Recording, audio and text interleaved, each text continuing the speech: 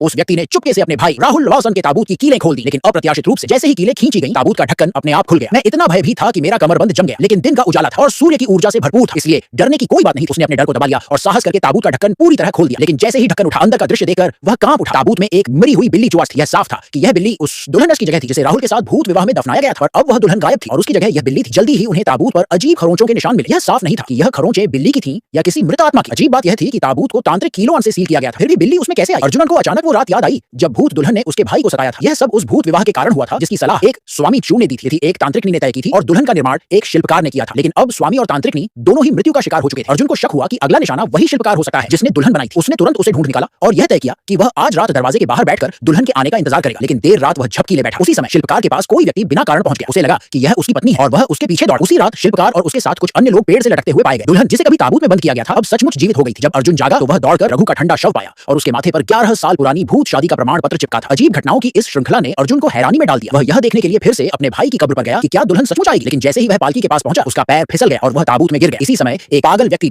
कब्रिस्तान में दिखाई दिया जो दर्द और शोक में डूबा था। उसने अर्जुन को बाहर निकाला और ताबूत पर मिट्टी डाली। ऑक्सीजन की कमी से अर्जुन बेहोश हो गया, लेकिन सौभाग्य से उसकी प्रेमिका स्नेहा समय पर आ गई और उसे बचा लिया। जब अर्जुन की दादी को यह पता चला कि उसके पोते के साथ कब्रिस्तान में दुर्घटना हो गई है तो वह इतनी डर गई कि बीमार हो गई। मरने से पहले उसने अर्जुन को कागज की एक गेंद दी। जब उसने उसे खोला तो उसमें एक लड़की का नाम लिखा था जिसमें 8 अक्षर थे।